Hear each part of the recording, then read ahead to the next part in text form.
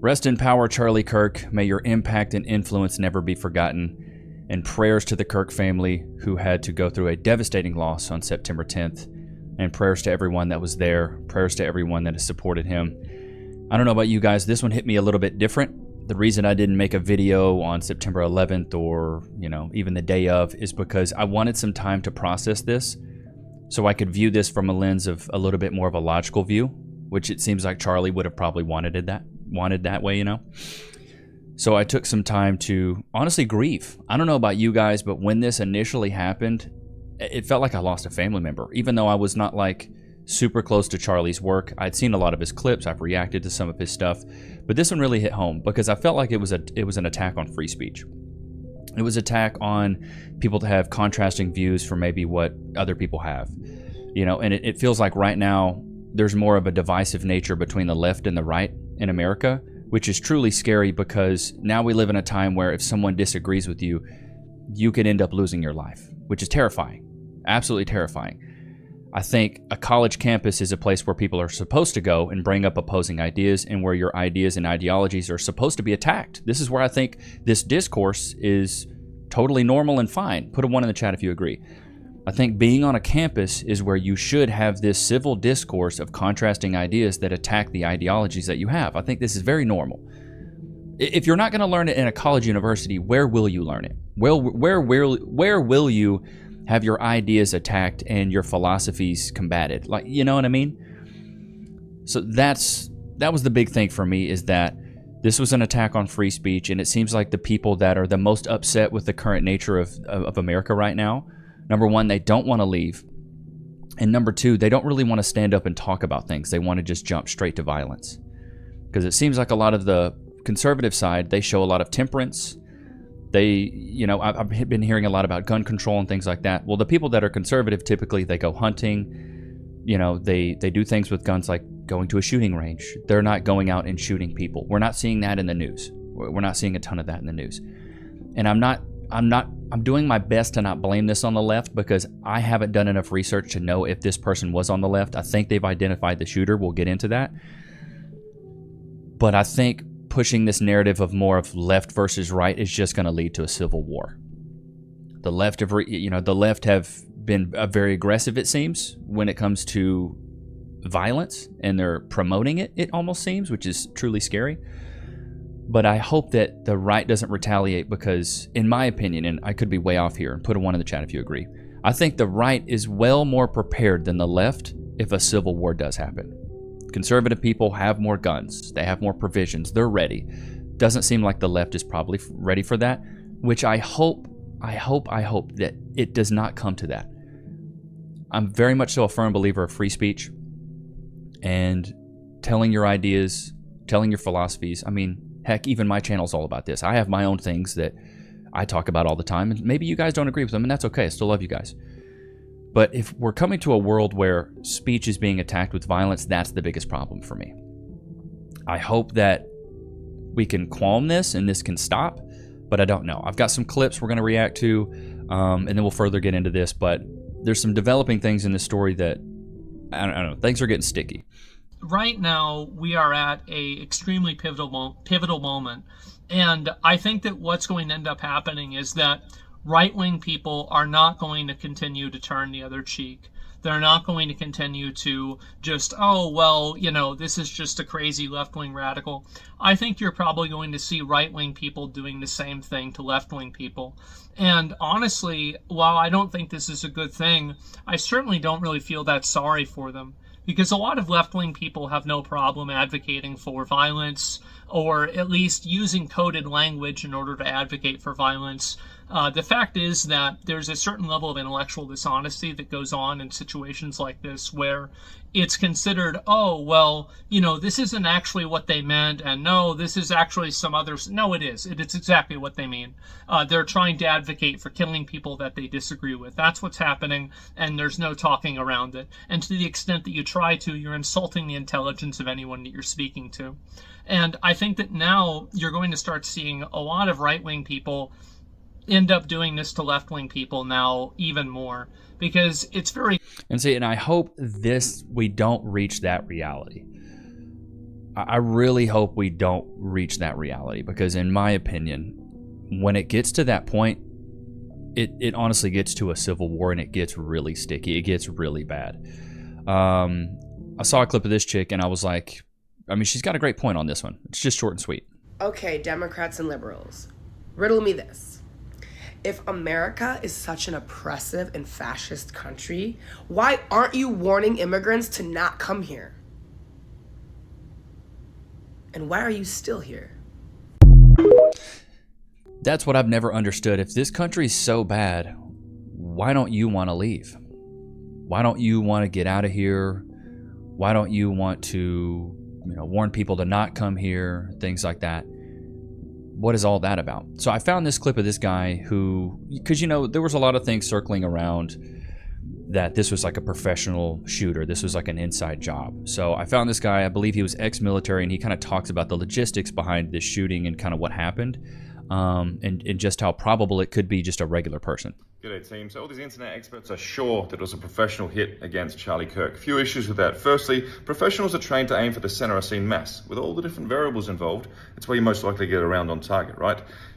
From what I've seen, though, it looks like he was shot in the chest, but it ricocheted off. I could be wrong, though. You could say, all right, there could be a vest suspected, so a professional would aim for the head. Neither the center of scene mass or the head was hit. The round landed here, from what I saw. In a way, the shooter got lucky. That's not that professional. Secondly, 200 yards is not that big a distance to make. If you've got a bit of tactical training, or for example, you're a hunter, civilian hunters with a decent, dialed in hunting rifle and decent scope will bring down deer at 200 yards daily easily. So the shot itself isn't that special. What you need to look at here is the prep. There was some serious planning and recce work that went in to get something, a long, decently sized rifle, to get it in a way that people weren't noticing, up onto a rooftop that had a perfect line of sight to the target. And then there was even an exfil route. The shooter could go from one rooftop across the roof of a walkway to another rooftop, and then exfil from the situation away from where the fuss was caused, where the reaction was from the shot ringing out. That speaks to a level of professionalism and capability that what's known as fixated persons, so these crazy types, don't usually have. That is the one thing that makes me think, doesn't seem like the usual fixated person type run up with a pistol, pull a trigger. There's some planning and prep that went in. So yeah, and I think they've come out with pictures, videos even of this guy like kind of walking upstairs, getting prepared. I think they've identified the person as well. This is kind of speculative at this point, but from what I'm seeing, it's like they're really blaming it on. Okay, here's the guy they're talking about it. That it is. It's the shooter, Sky Valadez, lives in Utah, trans male, digital music artist with songs celebrated and encouraged Charlie Kirk's death, which is awful. Strongly resembles the FBI pics. So high school photo. He had a song called Charlie Kirk Dead at 31 on his SoundCloud. She, her pronouns on Facebook. Lives in Salt Lake City.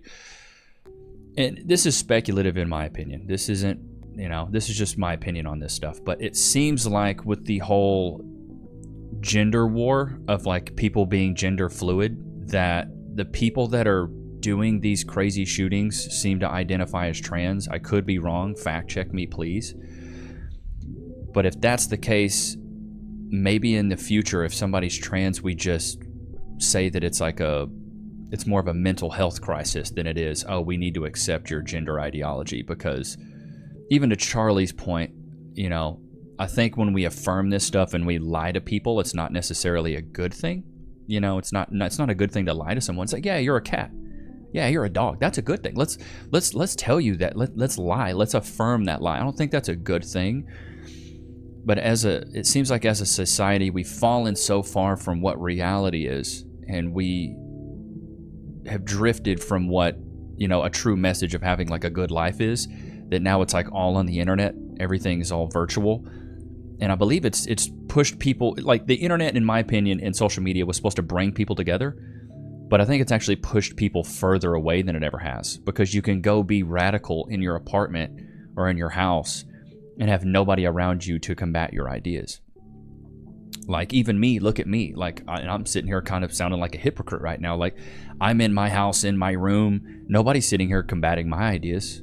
Nobody's sitting here giving me a hard time. So like in that same point, but I also believe what I'm doing is not hurting people, unless you guys think I am. But I believe my message is not hurting people. My message is to, expose delusion amongst the modern dating market, because you guys know I'm mainly talking about dating, but then also help men be better men. Like, be an uncle or father figure to the young men and some of the older men, and feel like a brother to those guys, to help them say like, hey, not all is lost. If you still want love, you still want a relationship, it's possible, but we have to move a little bit differently. Almost being like a mentor for men, and being the man in your life that I didn't have in my life because my dad was absent. But here's a clip from Andrew Tate. I thought he said this very well. Statements that you've made. One of them says it's not only Charlie, there's a list, they're coming for the rest of us. What do you mean by that? We no longer live in any kind of civilized political discourse. The left and the right are not arguing about interest rates or economic policy. This is a complete different worldview. These people lack spirits and souls, and they believe that anybody who disagrees with them or says a word counter to their narrative deserves a bullet in the neck.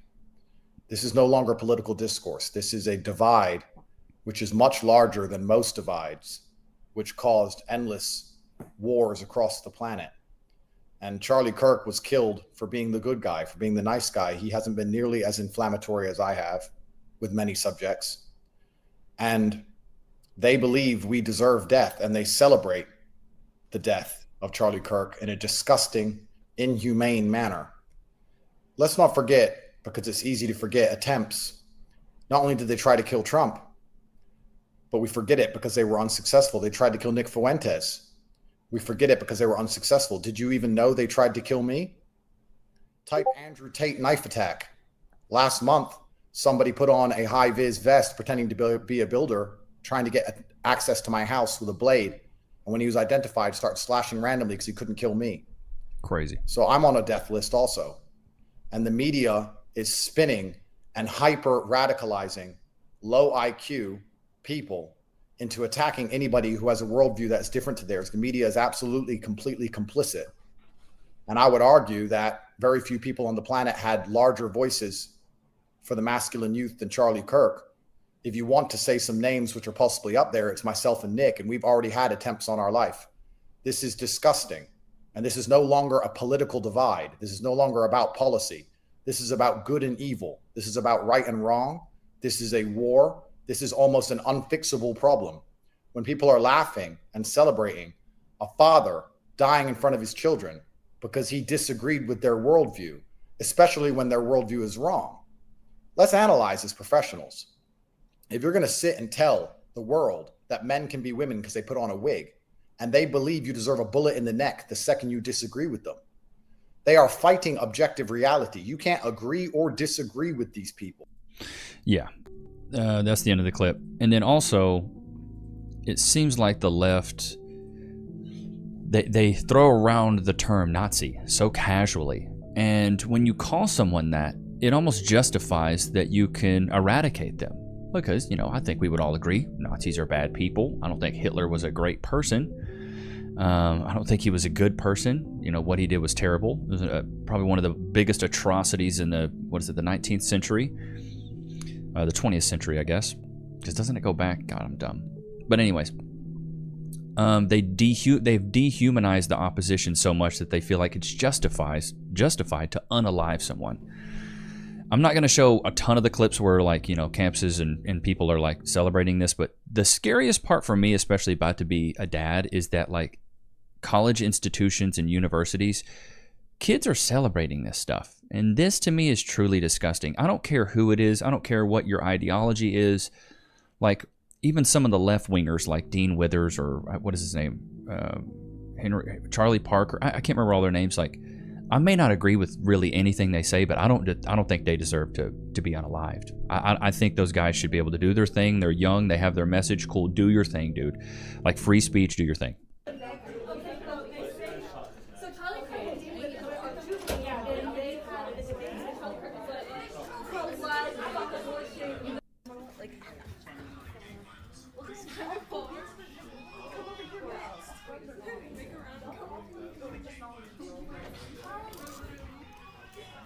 Why are we cheering for someone getting shot? Like, no matter what political beliefs are, we should not be cheering that someone got shot. He has a family. Facts. We do. I value everyone's beliefs, but we should not be cheering as a class that someone got shot. He has a family. He has a family.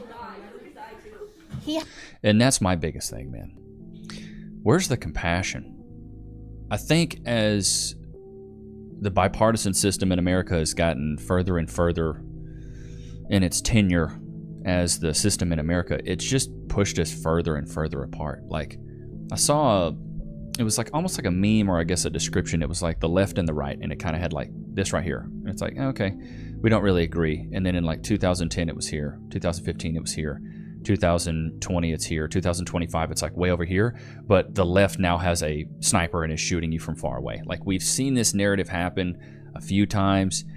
I don't know if it's, I don't know if it is somebody from the left, but it seems like they're celebrating it. So it seems like almost they're happy about it. But I will say there has been some good come from this, because I feel like, number one, people have woken up and realized this is an attack on free speech. But also there are some people from the left now coming to the right, which I think is a good thing. As a registered Democrat, all I have to say is the Charlie Kirk shooting just proves that we are the worst, man. My party is the fucking worst.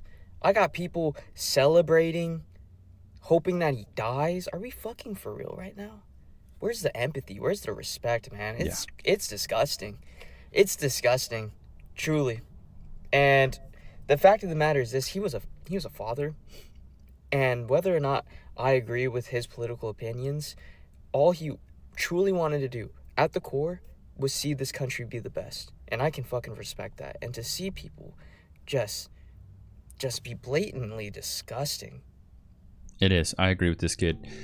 And I think more than anything, it seems like it's more of an attack on, religion than anything. Because Charlie Kirk was a very, very religious guy. He wasn't like non-denominational. He was very forward in his faith. So far, I've seen videos of just the left being pro-unaliving political opponents.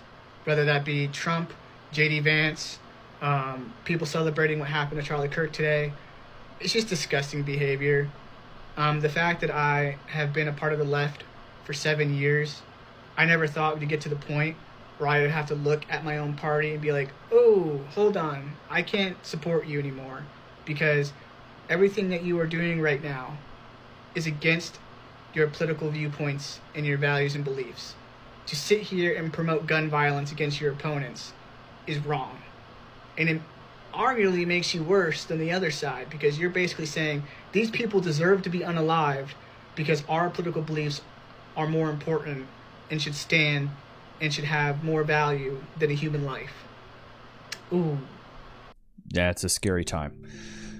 That's a very scary time. So there's a guy, apparently they held I think it was a march or something like this in Miami. Fight back! White man, fight back! White man, fight back! White man, fight back! White man, fight back! White man, fight back! White man, fight back! White man, fight back! Because when the George Floyd stuff happened, man, like, they were rioting in the streets, they were looting, people were dying, getting trampled, businesses were crumbling. It was a much different scenario. Free. Go to your place. I saw this guy's video, and this is like right when it happened, and I really resonated with this because I kind of felt the same way. With everything happening with Charlie Kirk, there's like this uneasy feeling in my soul, and I just can't explain it. Like, this is somebody that I do not know. This is somebody that, like, all I've kind of seen or heard from him was like from TikToks, podcasts. I knew about him very, very well. I listened to his and George Jankel's podcast months ago, and I think it was almost like a year ago actually, and I was amazed by how great of a communicator he was, and I was also just blown away by how well he knew the Bible and the Gospels. This man, like, I don't know him, yet I feel like I lost a friend, which is just like so weird. And it's just like my soul, like my emotions have been like super weird since hearing the news and watching the awful video, and I truly believe it's for a reason. His death is not just a political death. Like, his death was for a reason, and I think that now that has happened, like, people are going to be so much more awake and on fire for God. And like even just other people that I know personally that are like super close to God, like they feel the exact same way. And it's truly because we lost, in my opinion, a soldier for God, somebody that was truly making an impact. But to feel the way I feel is almost so unexplainable for somebody that I do not know. And I've been watching news and, you know, we see crazy stuff all the time, but it's like, there's a reason why we feel this way. And I can't explain it. I don't understand it. And I'm trying to see if other people kind of feel the exact same way. Yeah, dude, I felt the exact same way. Like it felt like you lost somebody that was your brother, or, you know, like that was a really, really close friend. Some more good that's coming from this is it seems like it's radicalizing young men, but I hate the word radicalizing because it seems like it's making them bad, or it's making them, it has a negative connotation to it. Radicalization, or radicalizing them. No, radicalizing. I think it's waking these boys up. This high school teacher or high school bus driver talks about what it was like after it happened and what the kids were talking about. I was very surprised at this. My high school kids talked about Charlie Kirk all morning. Positive conversations about Charlie Kirk all morning. They're impacted. They're mad. But passionate, compassion all morning.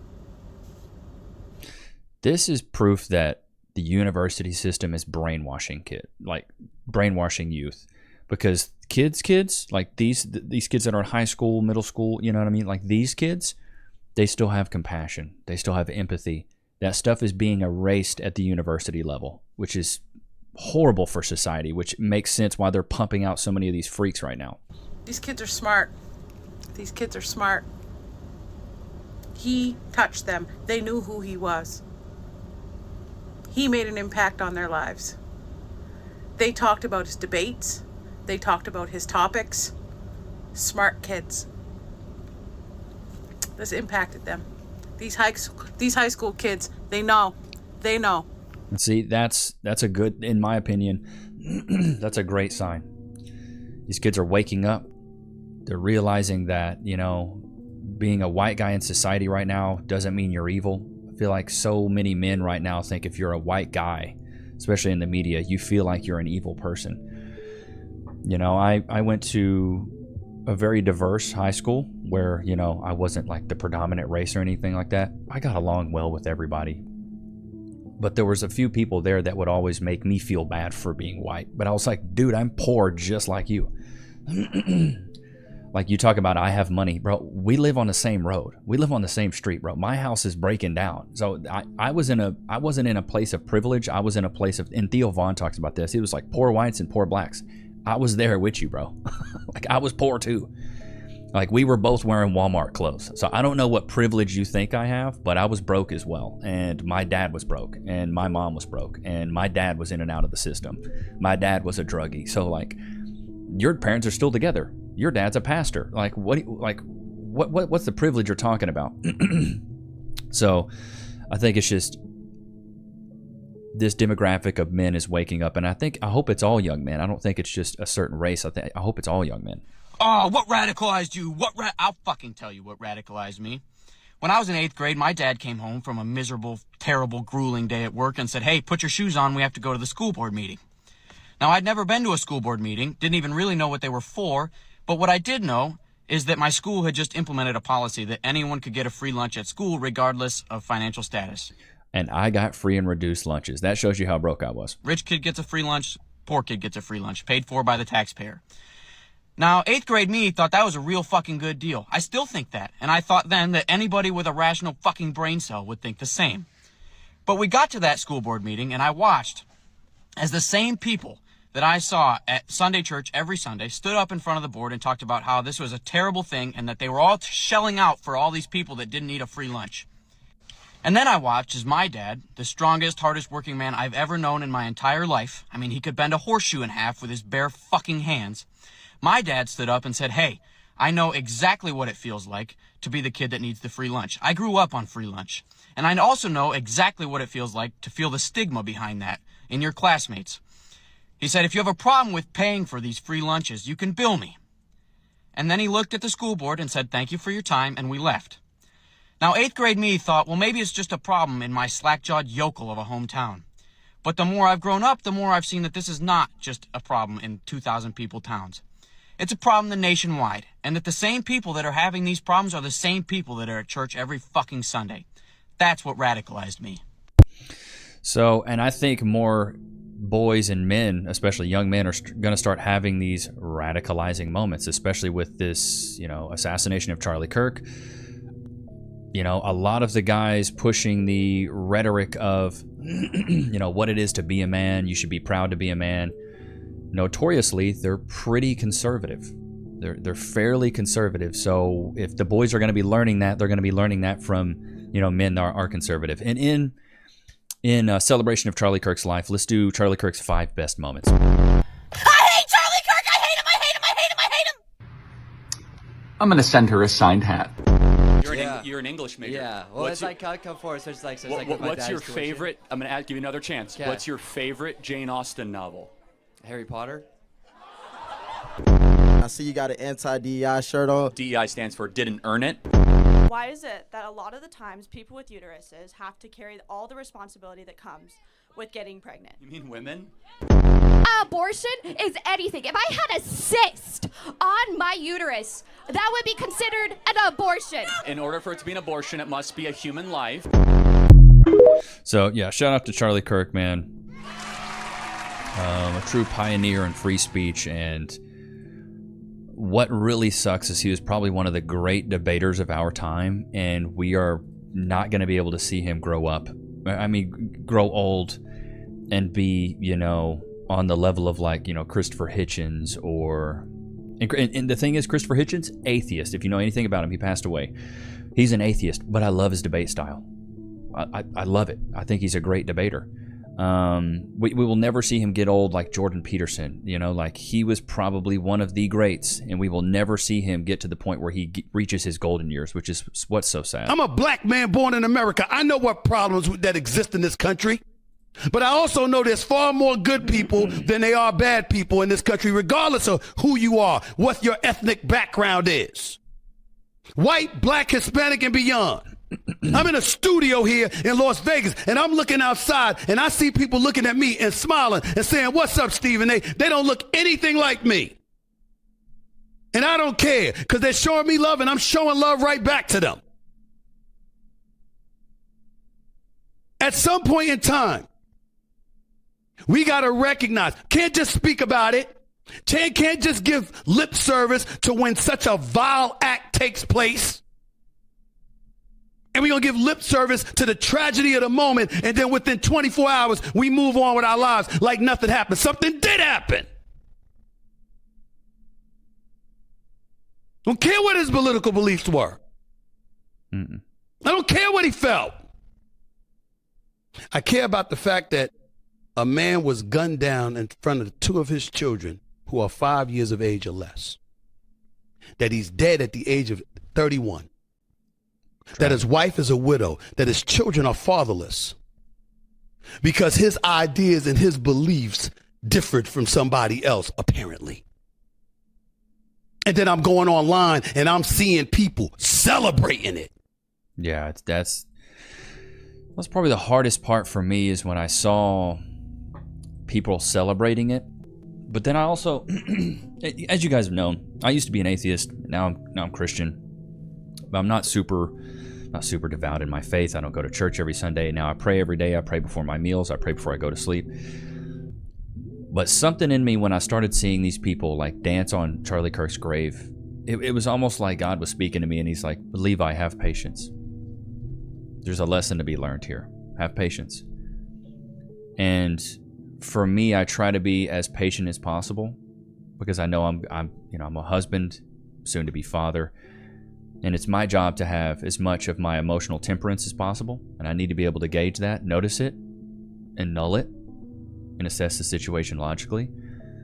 But that's why I didn't make this video immediately, because I needed time to kind of process this stuff, to see what I wanted to say. Because if I would have made the video, I think the day of, like when we did the live stream, I kept it really short and sweet, because I'll be honest, I was a little angry. I was really upset. I wanted to be rude. I wanted to be mean, but I was like, is that what you should do? Should I just, fight fire with fire? Is that what I'm supposed to do? Maybe that is the answer. Maybe the initial reaction and the emotions I felt, maybe that is what I'm supposed to do. But as I sat there and like thought about it, processed it a little bit, I was like, I think I need to be a little bit more understanding. And they're looking to get a rise out of me. The people that are dancing on his grave, they're trying to get a rise out of people, you know, that feel bad for what happened and have love for Charlie Kirk. That if I fall into that, I'm falling into what they want. They're basically dictating my emotions, which I was like, I can't fall into that. But I don't know if you guys have followed the Daily Stoic, but I wanted to end with this clip because it really helped me kind of process a lot of this. You think you're the first person to live in political dysfunction? You think you're the first person to live in political dysfunction? You think you're the first person to live in a time when it feels like the world is falling apart? You think you're the first person to live in a time when people are shitty to each other, when there's demagogues in power, when it feels like stuff is falling apart? No, you weren't. The ancient Stoics lived in the time of Nero. You know, Socrates, he didn't live in the golden age of Athens. He lived in the time of 30 tyrants. He lived through a great power conflict. People have always lived in difficult times, but you know what they figured out? They figured out you got to focus on what's in your control. You got to figure out how to not let the assholes make you an asshole. You got to do good where you can. You got to remind yourself what's important. You can't follow every news story. You can't be distracted by every outrage. You can't extrapolate everything into the end of the world. You have to ride it out. You have to focus. You have to stay good and stay decent. And then you got to make a positive difference where you can. You can't give up hope. You have to stand strong. And you have to realize in times like these that there have always been times like these, and people got through it, and you will get through it. And it may well be an opportunity for you to be great, to be heroic, to make a difference. That's what you focus on in dysfunctional, crazy, scary times. I love that. I love that message. But I was so proud of you guys when I went and checked the Discord and saw how much positive messaging around, you know, Charlie Kirk there was. I think it shows how compassionate our community is. I'm very proud of you guys. I feel like a proud dad or uncle. Like you like, it warms my heart to be able to check out that Discord and just see how compassionate you guys were. That meant a lot to me, and it let me know that all the hard work I've been doing to build this community, I've built the right. I have the right people here. Like, so I appreciate you. Like, I appreciate you guys. I have the right people here. I never wanted to build a community of hate. I never wanted to build a community of negativity. And it's proven that I've built a community of positivity. And I love you guys for that. And I'm so proud of you. And that's what I wanted to leave you guys on. And I appreciate you being compassionate in the Discord. If you haven't joined the Discord, please do. The link is in the description. But I'm so proud of you guys. And Loki is too. But I hope you guys enjoyed today's episode. Don't forget to like, comment, subscribe. It was good to have you guys out, man. Until next time. Peace.